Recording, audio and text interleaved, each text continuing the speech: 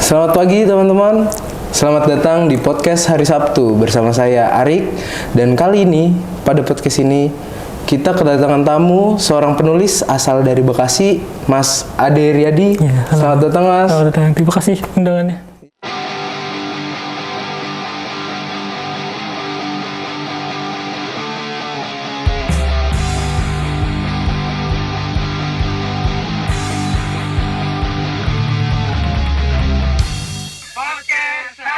Oke, Mas Ade, coba dong biar teman-teman di rumah pada tahu, bisa perkenalan diri dulu. Oke, nama saya Ade Riyadi. Saya tuh anak kedua dari 3 bersaudara. Iya. Lahir di Bekasi 1995. Oh iya, 1995 ya. Terus untuk kawan Mas Ade ini seorang penulis ya? Kayak apakah ada gitu bakat yang diwarisin oleh keluarga itu? Sebenarnya Coba dong ada. ceritain background keluarga Mas Ade itu gimana? Sebenarnya nggak ada sih bakat dari keluarga atau ibu atau ayah. Keluarga saya, bapak saya dulunya polisi, terus ibu saya ibu rumah tangga biasa doang sih. Oh, ibu rumah Cuma tangga. nulis tuh kayak baru-baru aja. Setelah lulus SMA baru tertarik sama penulisan. Oh, kayak gitu. Jadi awal mula nulis ini dari SMA, baru setelah SMA? Iya, dari SMA. Kayak ada nggak sih momen yang ngeklik Mas Ade gitu biar kok saya mau nih jadi penulis? Dulu tuh sebenarnya awalnya saya lagi iseng-iseng nih bikin quotes gitu kayak buat pacar lah atau gitu. Iya. Nah terus ada sepupu saya tuh nyaranin mending dibikin Instagram aja nih kayak kutipan-kutipannya gitu. Jadi tuh berawal dari quotes dulu. Oh iya, saya lihat tuh postingan Instagramnya Itu dulu isinya. tuh quotes doang. Cuma Iya. pas tertarik gimana caranya jadi buku tuh tahun 2021. Oh, baru tahun 2021 Iya, ini ya? awalnya tuh dari 2015 postingan quotes-quotes aja tuh. Iya, quotes-quotes Cuma saya itu. mikir kalau cuma quotes kamu belum bisa disebut penulis kalau kamu belum punya buku gitu. Makanya akhirnya berani makanya. diri. Iya. Jadi hitungannya karya pertama tuh ya dari itu quotes Iya, itu. dari quotes-quotes Instagram itu. Di-upload di Instagram aja. Instagram. Oh. Terus buat tiba-tiba ngeklik jadi si penulis itu mulai nulis buku. Kenapa tuh? Mulai nulis tuh kayak ngerasa pengen ngewakilin perasaan dari Instagram tuh kan udah cukup nih. Iya. Kayak banyak yang terwakili, terima kasih makasih gitu kan. Nah, cuma tuh pengen ngerasa lebih meluas aja. Makanya jadi buku biar banyak orang-orang Indonesia tuh bisa baca itu. Itu sih. Oke, selanjutnya untuk proses menulis. Kan ya teman-teman di rumah belum pada tahu nih. Saya juga nggak tahu gitu ya. Buat nulis buku tuh tahapan-tahapan kreatifnya tuh apa aja sih, Mas? Oke. Sebenarnya dulu tuh awal-awal saya nulis tuh pede banget nih, udah cukup pede sama wah kayaknya bakal masuk Gramedia nih gitu. Iya. Nah, awal-awal gitu terus akhirnya kirim-kirim nih ke penerbit karena gitu kan. Ternyata semuanya ditolak tuh. Akhirnya pengen vakum nih buat nulis. Oh iya. Karena ngerasa wah kayaknya nggak bisa digagal deh. Cuma pada akhirnya ada satu titik saya buat ngeberaniin lagi, nyoba lagi, belajar lagi. Akhirnya ada tuh ilmunya gimana caranya nulis tuh bagus. Pertama kamu harus bikin outline-nya dulu nih sebelum bikin bukunya. Oh iya. Nah, outline itu rangka dari semua isi buku kamu. Oh iya. Jadi kayak judul, kerangka buku ya. subjudul. Jadi nanti ketika kita tulis, kita itu nggak bentok di tengah jalan nih gimana gitu. Dan nggak akan berubah konsepnya. Oh, buku pertama Mas Ade itu yang judulnya Ketika Hati Diwakili.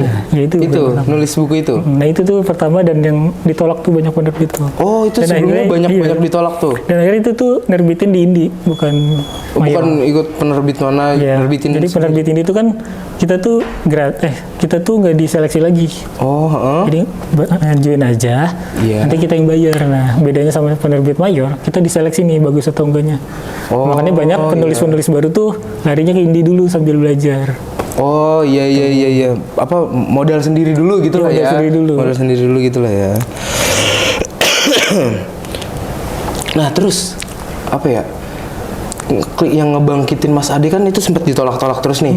Perasaan apa sih kayak, oh ayo nih saya harus bangkit karena mau buktiin ke siapa mungkin atau cuman buat diri sendiri gitu. Sebenarnya nggak ada buktiin atau dendam ke siapa-siapa sih, cuma kayak buat diri sendiri intinya lebih ke bermanfaat sih. Lebih ke bermanfaat aja. Iya, karena ketika kita bisa mewakili perasaan orang kan di situ kesenangannya kan. Oh, Ketika dia ngucapin makasih ya tulisannya gitu-gitu. Itu bikin seneng banget. Seneng hati ya, sama ngerasa bermanfaat gitu ya buat orang ya. Terus kalau misalkan buat nulis, Mas ada spesifikasi tempat gak sih? Saya kalau nulis harus di sini nih tempatnya sepi gini apa ya bisa di mana aja. Sebenarnya biasanya di rumah. Biasanya kalau udah di rumah nih, kita writer's block nih. Udah pusing, wah gimana nih nulis lagi. Akhirnya kita pindah lagi. Atau ke kafe atau ke ruangan lain nih biar kita tuh nggak mentok di situ buat nulisnya. Buku-buku Mas ini nyeritain tentang apa sih kalau boleh tahu? Sebenarnya menariknya di buku sebelumnya tuh yang Ketika Hati Dua itu kan tentang cinta ya. Iya. Nah itu tuh yang ditolak tuh. Sedikit tuh, ya. Dan setelah itu tuh setelah ditolak, saya akhirnya beraniin ke Gramedia kan, kayak manifesting. Nanti suatu saat buku saya ada di sini gitu. Iya, Nah, manifesting. akhirnya setelah sebulan saya manifesting itu ditawarin tuh sama penerbit buat nerbitin buku di penerbitnya dia. Dan itu penerbit mayor. Oh, kalau dari penerbit gitu tuh ada apa ya? Bahasanya spesifikasi nggak sih, dia minta saya mau nerbitin buku cuman ini doang. Kamu bisa nggak bikin? Iya. Kayak gitu Biasanya dia tuh melihat Instagram kita kan. Iya. Nah pentingnya makanya personal branding tuh gitu. Kita tuh membangun betul. dulu biar penerbit ngelirik kita nih. Jadi dia ngelirik, dia minta saya nulis buku tentang insecure yang buku kedua itu. Buku kedua, judulnya tentang apa, Mas? Filosofi mencintai diri Oh sendiri. iya, filosofi mencintai diri sendiri. Berarti jatuhnya buku-buku Mas ini self improvement gitu ya? Iya, berawal dari situ titiknya. Berawal dari buku kedua itu. Buku kedua itu. Sebelumnya kan cinta-cintaan tuh. Oh, Karena iya. dari Instagram saya itu kan isinya quotes-quotes cinta gitu kan. Oh iya betul. Akhirnya tertarik ke self improvement karena ditawarin penerbit itu sih. Oke. Terus biasanya kalau buat nulis satu buku tuh kira-kira berapa lama sih Mas ngerjainnya gitu? Kemarin untuk buku yang kedua itu saya itu ditawarin buat nerbitin 2 bulan. Dalam 2 Maksimal. bulan tuh? Cuma dikerjain, akhirnya saya ngerjain selama 3 minggu. Biar gimana caranya 3 minggu itu nanti kalau ada revisi masih aman nih, iya, masih kejarnya. Ternyata iya. 3 minggu itu langsung di ACC. Oh, langsung di ACC yang itu. Luar biasa. Gitu sih. Terus kalau biasa nulis gitu Mas Ade lebih prefer ke nulis di tangan atau ngetik sih? Duanya sih, kombinasi antara keduanya. Oh, kombinasi antara Kayak keduanya. misalkan lagi males bawa laptop, bawa buku kemana-mana, bawa buku. Terus tetap tuh nulis tangan. Atau pakai handphone, tapi lebih nyaman tulis tangan sih. Oh, lebih nyaman tulis Karena kita tangan. ngerasain ini ya sih, Ngefeel, coret-coretnya. iya. Walaupun misalnya ada yang salah harus dicoret, tapi itu menarik. Nah, dari proses Mas nulis ini kan total sekarang udah terbitin 3 buku ya? Ya 3 buku. Sama yang baru rilis ini nanti kita omongin. Mas Ade pernah nggak sih kayak ngerasa jenuh nih, saya udah capek nulis atau apa gitu? Sebenarnya kalau jenuh enggak ya, karena kita harus kuatin motivasinya. Nah rata-rata banyak penulis baru tuh ketika dia nerbitin terus ditolak penerbit, dia tuh nyerah karena motivasinya kurang kuat. Dia tuh masih motivasinya biar nanti buku gue ada di Gramedia, pas ditolak dia tuh udah semangatnya nyerah gitu. Padahal ketika kita nguatin lagi alasan kita nulis tuh apa gitu sih. Paling kalau saya, kenapa saya pengen punya buku dan nulis, saya pengen bermanfaat aja sih intinya gitu. Dan ada satu kutipan yang selalu saya pegang, saya nggak mau mati dalam hidup, dan saya nggak mau hidup dalam kematian. Saya mau tetap hidup dalam kematian gitu. Oh, tuh teman-teman bisa dicontoh seorang Mas Ade ini ya. Karena penulis tuh jangan gampang nyerah gitu. Karena buku kan akan selalu ada kan, walaupun orangnya udah meninggal gitu. Oh, Makanya karya. tetap hidup dalam kematian tuh gitu. Oh, maksudnya seperti itu. Nah, terus kalau misalkan bahas kan nerbitin buku ke khalayak umum gitu ya. Ada nggak sih yang komentar negatif gitu, terus ngehujat lah bahasa sekarang? Kontra lah sama Sebenarnya waktu karya yang Mas. hujat tuh waktu momen-momen di Instagram itu yang dulu-dulu tuh. Ketika kita mewakili satu alasan, yang kontra tuh pasti ngehujat. Nah, akhirnya dari situ saya belajar gimana caranya biar nggak ada di satu pihak nulisnya tuh. Oh, di tengah-tengah biar kita tuh nggak ada pro dan kontra. Iya, biar mengurangi pro dan kontra itu ya. Tapi ya itu proses belajar sih. Jangan sampai cuma karena takut kita jadi nggak mau ngelakuin sesuatu kan. Nah, Mas, kan biasanya penulis atau seniman gitu ya, dari karya-karyanya itu dia ngangkat isu-isu sosial, isu politik. Mas Ade pernah nggak sih ngangkat gitu-gitu kayak diselipin aja, sarkas gitu-gitu? Sejauh ini karena temanya self improvement belum sih. Mungkin nextnya ya. Oh iya. Ketika saya mau nuntasin ibaratnya satu bagian ini tentang self improvement dulu. Ketika ini udah udah selesai nih, baru kita mau ganti tema sih paling. Oh gitu itu iya. Jadi di segmented gitu ya. Dulu kalau itu udah semua udah cukup nih semua, baru ganti topik sih. Baru ganti topik. Biar Berarti ganti. ada rencana rilis lagi akan terus berlanjut. Sekarang tapi ya? sambil nulis baru lagi sih. Oh ini Rata-rata lagi gitu. nulis baru lagi. Ketika sambil nunggu buku nerbitnya kita langsung nulis lagi nih. Oh iya. Jadi iya. kita nggak kosong di pertengahan sambil nunggu Oh buku. betul. Terus, nah Mas Ade kan seorang penulis nih ya. Kayak sebagai penulis tuh, adakah keharusan untuk menjadi seorang penulis yang berpengaruh kah atau gimana? Jadi ibaratnya harus memilih nih, saya lebih milih jadi penulis populer daripada penulis bermanfaat isinya bener, cuman kan kurang tertarik gitu orang ya. Ya, benar. Gitu. Sebenarnya lebih dikemasnya sih. Pada akhirnya ketika orang jadi penulis, intinya dia pengen bermanfaat kan buat orang. Iya. Tinggal populer atau enggaknya itu tuh ibaratnya berkah dari Tuhan aja sih kalau menurut saya. Tinggal gimana caranya kita tetap harus ngelakuin sesuatu biar kita populer juga kan ada manfaatnya ketika kita populer banyak juga orang yang tahu kan. Oh iya. Dan iya. itu lebih luas lagi manfaatnya kita buat orang-orang gitu sih. Berarti kalau kayak gitu hitungannya tuh yang penting bermanfaat dulu. Yang penting tujuannya dulu Iya, nih. tujuan kita dulu buat manfaat dulu, tinggal populer bermanfaat atau enggaknya dulu. itu nanti sendiri sih jalan. Nggak mentingin kepopuleran. Isinya mah segimana lah. Yang penting ini Pada lagi akhirnya rame, ya gitu. ketika kita bermanfaat pada akhirnya akan Akan bermanfaat. iya benar. Akan banyak orang yang ngasih tahu nih buku ini bagus nih gitu. Untuk seorang penulis, impian terbesar Mas Ade itu apa sih sebagai penulis? Sebenarnya saya tuh gimana caranya biar tetap semangat dari mimpi kecil-kecil dulu nih. Dulu mimpinya wah buku saya ada di Gramedia nih.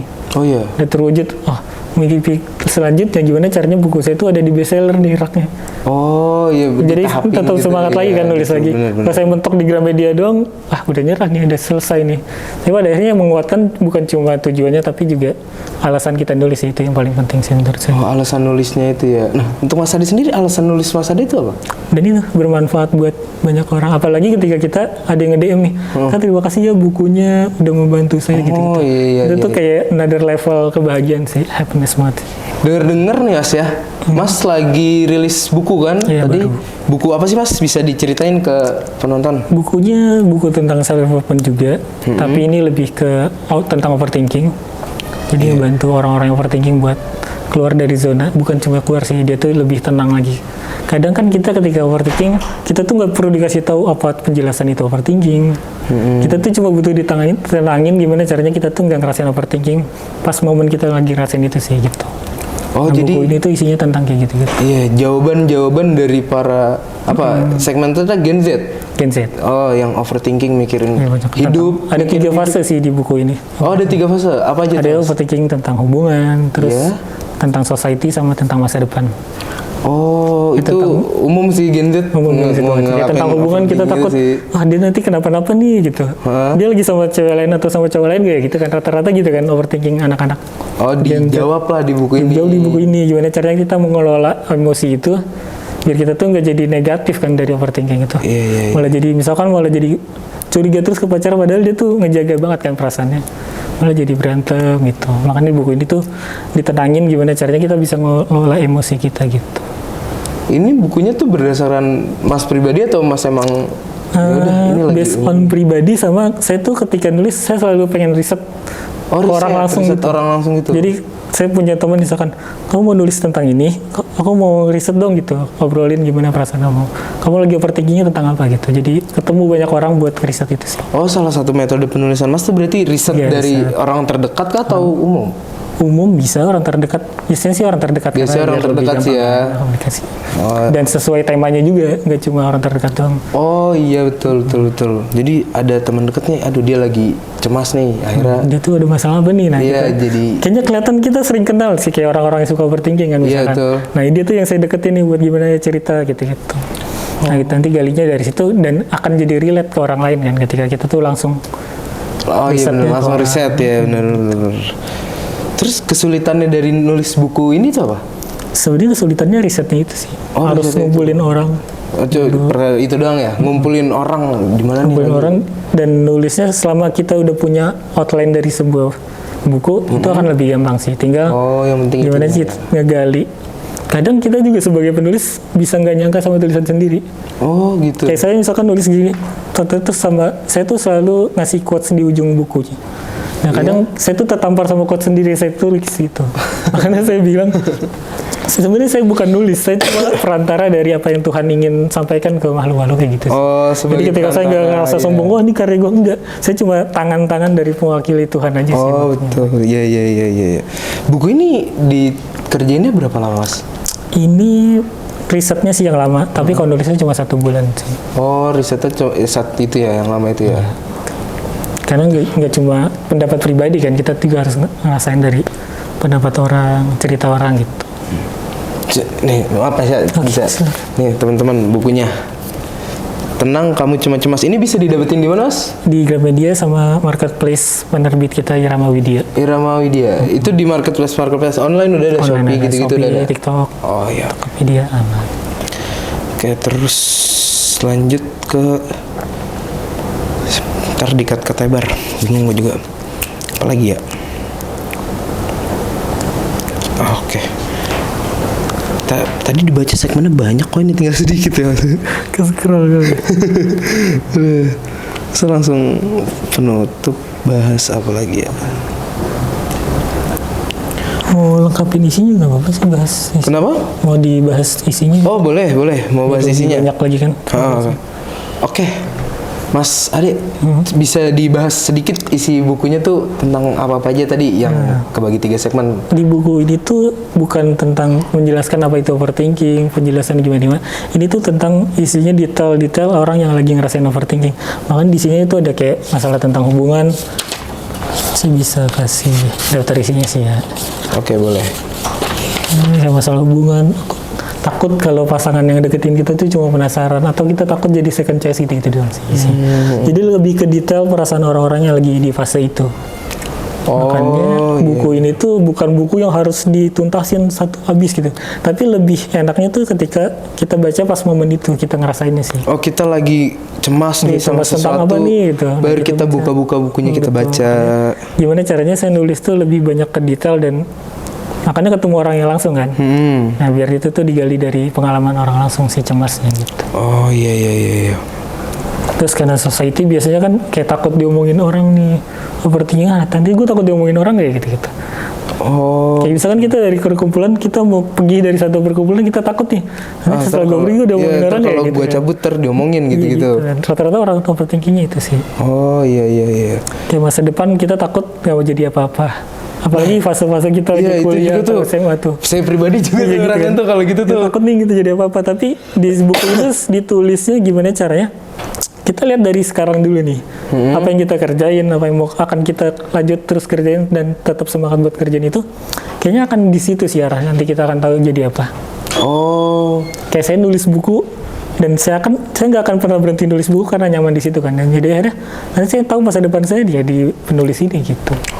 Berarti kalau Mas kan bahas tentang buku-buku ini self improvement ya, ada gitu orang-orang terdekat teman-teman Mas kayak lagi ngerasain cemas, konsul gitulah bahasanya ke Mas. Rata-rata gitu sih. Ya, jadi teman curhat buat orang-orang. Iya, jadi teman curhat kayak gitu-gitu ya. Tentang masa depan, cinta-cinta, tapi lebih sering ke cinta-cintaan sih. Oh, makanya di sini juga ada tentang overthinking karena cinta. Karena perasaan, hubungan. Oh iya. Dan tentang yang masa depan itu ada kutipan yang saya suka di situ. Apa tuh Mas? Jangan cemas, jangan takut kamu nanti jadi apa. Takutlah kamu tidak melakukan apa-apa saat ini. Karena mengkhawatirkan masa depan tanpa melakukan sesuatu ke arah sana hanya akan mengarahkan dirimu ke alamat penyesalan akhirnya gitu. Itu kok nusuk juga saya ya? Saya juga lumayan nusuk loh ya juga. Makanya kenapa saya sambil nulis biasanya bisa Masya Allah gitu. Karena saya juga itu kayak datang sendiri aja itu kata-kata. Oh iya, itu juga salah satu yang saya cemasin tuh kayak gitu. Kita khawatir kan masa depan tuh kita gitu. Ya. Gitu. Nanti jadi apa? Kejawab tuh di buku ini ya. Semoga kejawab ya. Karena saya ngerasa juga sih kayak ditampar sama kata-katanya sendiri. Mas ini nerbitin buku kan total sekarang udah 3. Ini apakah di satu penerbit yang sama atau? Dari beda-beda sih. Beda-beda? Karena yang awal itu kan penerbit indie kan ya. Oh iya. Kita ngajuin, nggak usah ngajuin, langsung bayar aja. Iya. Nah itu setelah itu ganti penerbit. Kadang kan kita juga cocok-cocokan nih sebagai penulis. Iya, cocok-cocokan sama penerbitnya. Gimana konsep dia ngedit cover isi juga kan yang kita cari juga kan. Iya betul. Dan gimana caranya dia tuh ngiklanin buku yang terbit di situ gitu sih. Malah akhirnya saya kemarin dapat di penerbit ini Rama Widya. Oh gitu. Berarti bisa disimpulkan tadi untuk teman-teman yang baru mau mulai nulis ya, kan, yang penting jangan patah semangat, yang gitu. Harus tetap punya motivasi, sama jangan, apalagi mas? Tadi? Kuatin alasannya sih. Kuatin alasannya ya. Tapi kayaknya yang paling penting rata-rata penulis pemula tuh mentoknya di situ. Alasannya belum cukup kuat belum untuk cukup kuat. tetap semangat nulis. Oh iya, dicari sih alasannya kayak gitu. Emang harus sesuatu yang dilakukan tuh harus ada alasannya. Betul, Dan betul. manfaatnya harus luas. Iya betul. Karena kalau gitu. cuma buat diri sendiri, ketika diri sendirinya capek, ya udah. Iya udah ya. Tapi tidak ada alasan. Buku lu tuh ditunggu nih sama orang, siapa tahu dari tulisan lu tuh bisa ngerubah pendapat satu orang gitu. Nah iya, udah ada belum sih mas orang yang apa ya ngehit mas gitu ya di DM atau apa kayak ini karena buku mas saya jadi tadinya mau gini ke hal-hal buruk jadi nggak positif jadi, gitu. Gitu aja kayak ucapan makasih sih, kayak tentang dulu yang insecure, saya jadi nggak insecure lagi, bla bla bla gitu. Terus sama yang ini, iya. saya jadi nggak overthinking lagi, makasih. Dan itu tuh kebahagiaan yang paling tinggi sih buat sebagai Banyak tapi penulis. mas kayak gitu ya. Coba Ada bahkan yang di sini tuh tentang orang tua. iya. Kayak overthinking belum bisa ngebahagiain orang tua. Nah di situ tuh ada yang terima kasih. Padahal ya orang tuh banyak mikirnya gini, nanti gue nggak bisa bahagiain orang tua, takutnya nanti gitu. Padahal dia tuh bisa ngebahagiain orang tua tuh dari sekarang, nggak perlu nunggu nanti. Oh nggak perlu tunggu nanti ya. Kita betul, tuh mimpi ngebahagiain orang tuanya tuh harus ngajak-ngajak jalan ke luar negeri. Oh iya harus. Atau ngasih makan ke restoran bintang Betul. tertentu gitu. Nanti Padahal, dia sekarang belum punya uang gitu ya. iya, padahal kamu bisa dari sekarang loh ngajak aja dulu ke restoran terdekat. Iya. Dan itu juga udah bikin dia bahagia Iya, kan. betul. Atau ngajak jalan-jalan yang terdekat di kotamu gitu juga udah bikin bahagia. Nggak perlu menunggu kita punya pencapaian yang sama untuk ngejar itu sih. Justru dari yang kecil-kecil itu kita lakuin, semoga ya orang tua itu ngedoain kita, buat kita tuh bisa ngelakuin yang lebih besar lagi gitu sih. Oh gitu. Daripada kita cuma nunggu dan nggak akan ngebahagiain terus kan jadinya. Oke. Itu Berarti sih. itu. Banyak yang bilang makasih dari situ sih. Dan akhirnya dia jadi punya kedekatan kan sama keluarganya. Jadi ngajak makan bareng atau jalan-jalan bareng. Yang sebelumnya dia pikir, nanti aja kalau gue udah sukses gitu kan. Oh iya. Gitu. Udah habis lagi topiknya nih. Habis lagi nih. Jujur ini udah ditanya ini yang di sini nih. Padahal banyak ya kelihatannya. Iya kelihatannya banyak, cuman hitungannya ya saya nanya bisa 2 pertanyaan langsung kejawab gitu. Bahas apa lagi ada masukan saran? Apa mau bahas judul boleh, Judul buku terbaru itu? atau buku ini juga bisa. Tadi udah kita. Oh gini, Baru juga boleh sih. Mas, proses Tapi targetnya. gini, Mas Ade, kan buku ada ya judul bukunya. Itu tuh proses pemilihan judul buku tuh susah nggak sih Mas?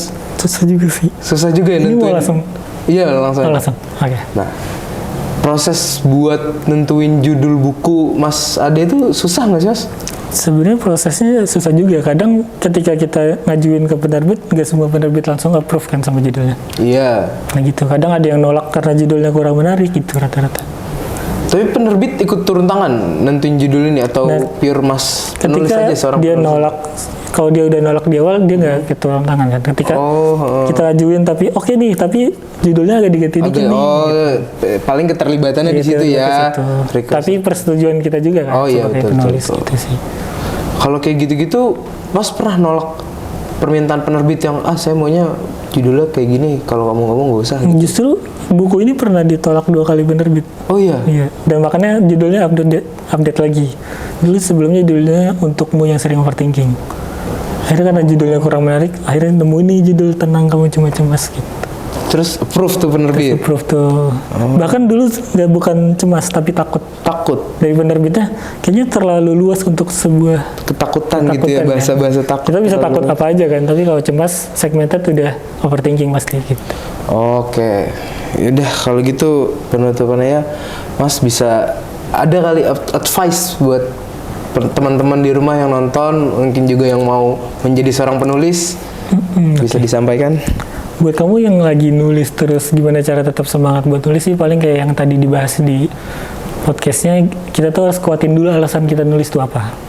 Ketika kita kuatin alasannya, kita akan tetap semangat nulis sih. Walaupun dalam prosesnya kita bakal capek atau mentok atau gimana pun gitu sih. Dan saya sih cuma punya satu kata-kata yang selalu saya pegang buat kita tetap semangat gitu. Saya pengen tetap, saya nggak mau mati dalam hidup, dan saya tetap pengen hidup dalam kematian itu. Dan lewat buku itu saya lakukan gitu. Luar biasa. Oke, terima kasih Mas Ade atas kesempatan dan waktunya untuk masuk sini. Iya, itu tadi advice dari seorang Mas Ade. Terima kasih Mas Ade atas waktu dan kesempatannya telah hadir. Dan sekian podcast kali ini. Sampai jumpa di podcast hari Sabtu berikutnya. See you.